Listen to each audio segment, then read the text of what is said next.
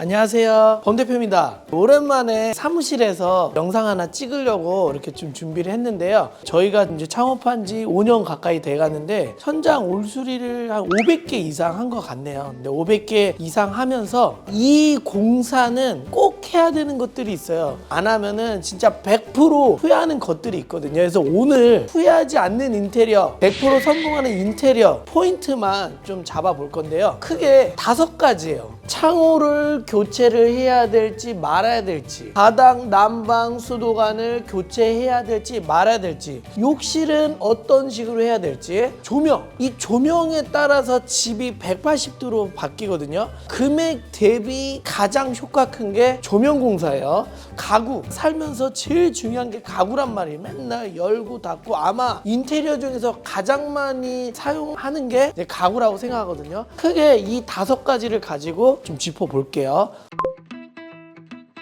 먼저 창호를 교체하시는 분들이 되게 고민이 많으세요. 왜냐하면 인테리어 공사 중에서 창호 금액이 굉장히 크단 말이에요. 일단 창호의 교체 주기는 저는 15년 이상이라고 생각하거든요. 근데 이게 조심해야 될 거는 15년이 넘은 아파트라고 해서 무조건 창호를 교체할 필요는 없어요. 왜 그러냐면은 10년 전에 맞는 창호도 사양에 따라서 좋은 창호들이 있어요. 사람으로 치면은 막 굵은 통뼈 같은 창호가 있어요. 그런 창호는 15년이 지났어도 굳이 바꾸실 필요가 없어요. 그래서 무조건 바꾸실 필요는 없는데 반드시 따져야 될 게 프레임의 소재예요. 이 프레임이 알루미늄으로 돼 있냐, PVC로 돼 있냐, 시스템 창으로 돼 있냐. 그 알루미늄은 무조건 바꾸셔야 돼요. 알루미늄 창에서도 프레임이 굉장히 얇은 게 있어요. 그런 거는 바꿔야 되고요. PVC 창이라도 흔들흔들거리고 또 약해 보이는 PVC 창이 있어요. 그런 창호는 좀 바꾸는 게 좋고요. 굵은 이런 PVC 창호가 있거든요. 그건 굳이 안 바꿔도 되는 거예요. 뼈대가 굵은 PVC라도 외풍이 심하거나 이럴 땐 어떻게 해요?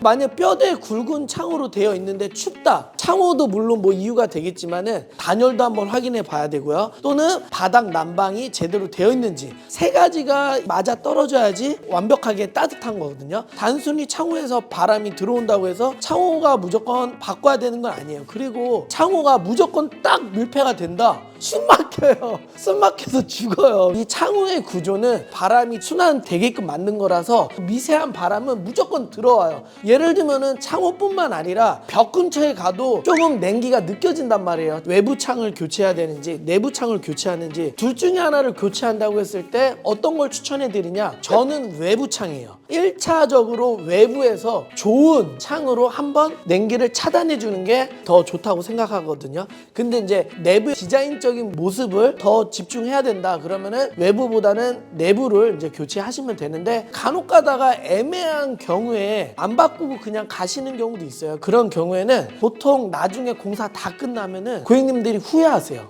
상태가 전반적으로 좋은데 약간 디자인적으로 좀 바꿨으면 좋겠다 고민하시는 분들은 비용이 들더라도 좀 바꾸시는 걸 추천해 드려요.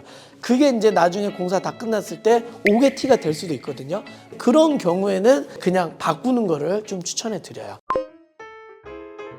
두 번째는 바닥 난방을 교체해야 될지 말아야 될지, 이걸 되게 고민 많이 하시거든요. 난방의 배관의 상태에 따라 달린 거거든요. 난방 배관이 동배관이냐 아니면 PPC 배관이냐 엑셀관이냐, 이 3가지에 따라서 교체를 하고 안 하는 건데, 보통 엑셀관은 바꿀 필요가 없어요. 새로 바꾸게 되면 엑셀관으로 바꾸기 때문에 바꿀 필요는 없고요. 보통 바닥 난방이 동관으로 돼 있거든요. 동관 같은 경우는 이제 누수 위험에 되게 큰 배관이에요. 그래서 가능하면은 바꾸는 거를 좀 권장해 드리고요. 그 다음은 PPC 배관이라고 노란 배관이 있어요. PPC 배관도 어떤 설비 사장님은 지뢰밭이라고도 표현하거든요. 그만큼 PPC 배관도 잘 터진다. 그렇기 때문에 가능하면은 바꾸길 권해드려요.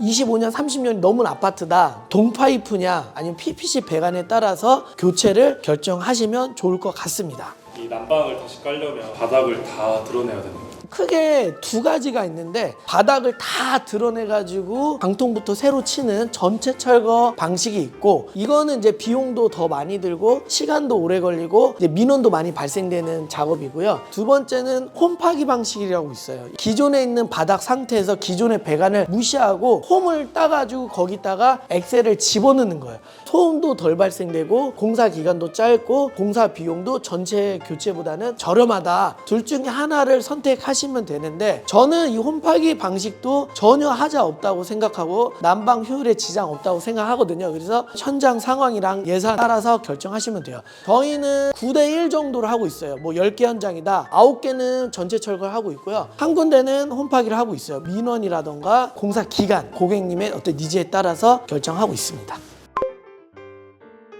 욕실 같은 경우는 크게 올 철거를 하느냐 덧방을 하느냐 요거에 대해서 이제 좀 고민을 많이 하시는데, 요거는 심플해요. 그냥 올 철거 하세요. 뭐 새 집은 단단하게 붙어 있으면은 덧방해도 되고, 덧방을 여러 번 되어 있으면 철거를 해야 되고, 이런 거 고민하지 마시고 무조건 벽면은 그냥 다 철거하고 방수 제대로 하고 공사를 했으면 좋겠어요. 물론 덧방해도 돼요. 근데 저는 덧방하게 되면은 비용도 낮춰줄 수 있고 작업도 되게 쉽겠지만은 타일 두께만큼의 좁아지는 게 좋다고 생각하지 않거든요. 그렇기 때문에 신축이든 구축이든 가능하면은 올 철거.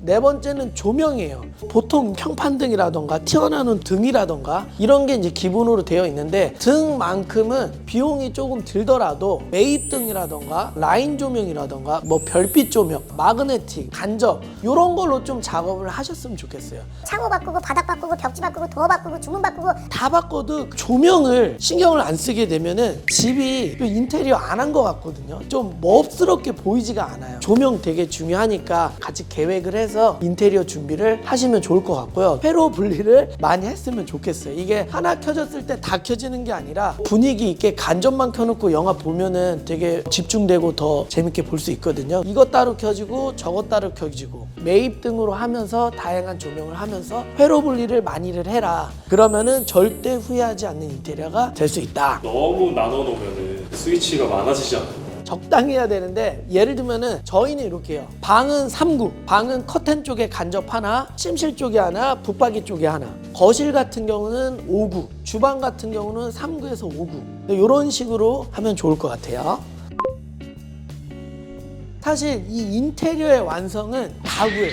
그만큼 가구가 제일 중요한데, 그냥 다른 거 아무것도 생각하지 마시고요. 두 개만 기억하시면 돼요. 하나, 몰딩이 없어야 돼요. 상부 서라운드, 상하 좌우 서라운딩이 없어야 되고요. 두 번째는요, 걸레바지의 높이가 낮아야 돼요. 세 번째는 냉장고를 빌트인 시켜야 돼요. 냉장고가 볼록 튀어나오면 안 돼요. 그럼 끝나요. 끝.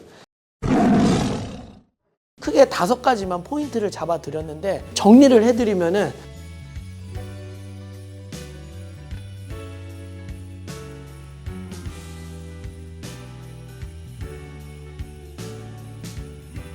물론 뭐 더 많은 이야기가 있겠지만은 크게 5가지만 포인트 잡아도 따뜻하고 예쁘게 인테리어 성공적으로 할 수 있다고 생각하거든요. 오늘 오랜만에 여기 사무실에서 강의 영상 해드렸고요. 보시고 또 뭐 궁금하신 거 있으시면은 댓글 남겨주시면은 제가 답변해 드릴게요. 다음 주에 또 좋은 영상 가지고 찾아뵙겠습니다. 네, 감사합니다. 안녕히 계세요.